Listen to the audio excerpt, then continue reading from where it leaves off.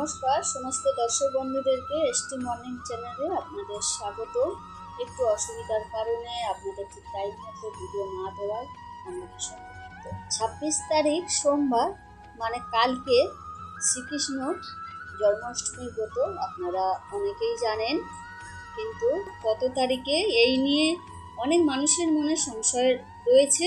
পঞ্জিকা অনুযায়ী জানা যায় যে এবছর মানে 2024-এ জন্মাষ্টমীর ব্রত একদম আলাদা।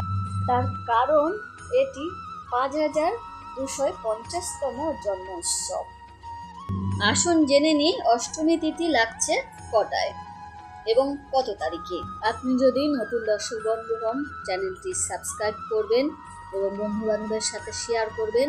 2024-এ প্রত্যেকটা পুজোর ভিডিও, স্বপ্ন বিচার, ঘনার বচন এই চ্যানেলের মাধ্যমে পেয়ে যাবে। অষ্টমী তিথি থাকছে 26শে আগস্ট সোমবার দুপুর 3:40 থেকে 27শে আগস্ট দুপুর 2:18 পর্যন্ত অষ্টমী তিথি থাকছে। রোহিণী নক্ষত্র শুরু হচ্ছে 26শে আগস্ট সোমবার 3:54 থেকে 27শে আগস্ট মঙ্গলবার দুপুর 3:37 পর্যন্ত রোহিণী নক্ষত্র থাকছে।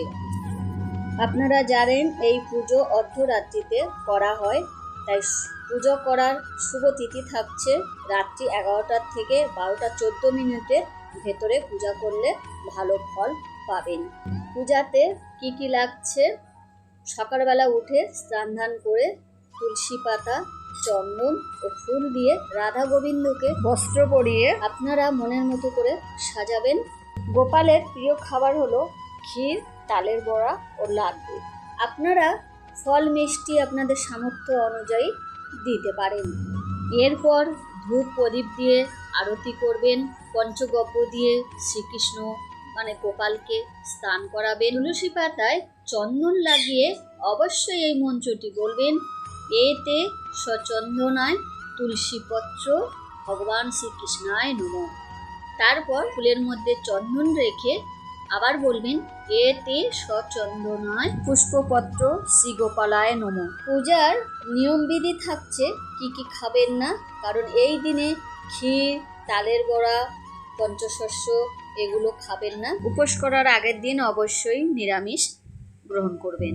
আপনি যদি এই উপোস না করতে পারেন, শাস্ত্র মতে ফল জল খেয়ে আপনি এই উপোস করতে পারেন। জন্মাষ্টমীর মাহাত্ম্য কি সে বিষয়ে আসুন জেনে নিই।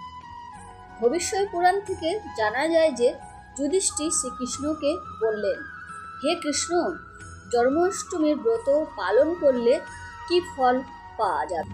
গোবিন্দ বললেন, এই জন্মাষ্টমীর ব্রত যে পালন করবে তার পুনর্জন্ম কখনোই হবে না। যার সন্তান নেই সন্তান প্রাপ্তি হবে, রোগ ব্যাধি থেকে মুক্তি পাবে, চিত্রগুপ্তের খাতায় যত পাপ লেখা আছে সমস্ত পাপ মুছে যাবে এবং বৈকুণ্ঠ ধামে গমন করবেন। বন্ধুরা, জানতে পারলেন এই পুজোর মাহাত্ম্য কি, উপোস করলে কি ফল আপনি পাবেন। এই পুজো শ্রীকৃষ্ণের প্রণাম মন্ত্র আপনাদেরকে বলে দিই, আপনারা অবশ্যই লিখে রাখুন। হে কৃষ্ণ করুণা সিন্ধু দীনবন্ধু জগৎপতে গোপেশ্বর গোপিকাকান্ত রাধাকান্ত নমস্তুতে। হে কৃষ্ণ করুণা সিন্ধু দীনবন্ধু জগৎপতে গোপেশ্বর গোপিকাকান্ত রাধাকান্ত নমস্তুতে। 3 বার এই মন্ত্রটি অবশ্যই বলবেন। আপনাদের সংসারে অর্থ বা কোনো সমস্যা যদি থাকে অবশ্যই রোজ এই মন্ত্রটি জপ করুন। ওম ক্রিম কৃষ্ণায় নমঃ, ওম ক্রিম কৃষ্ণায় নমঃ।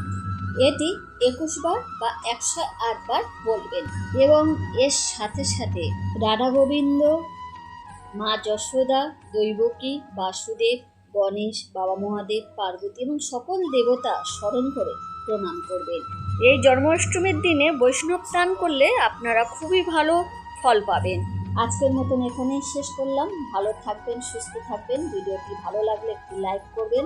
কিছু যদি জানার থাকে কমেন্ট বক্সে লিখে জানাতে ভুলবেন না। ভিডিওটি দেখার জন্য আপনাদের অসংখ্য ধন্যবাদ। রাধে রাধে।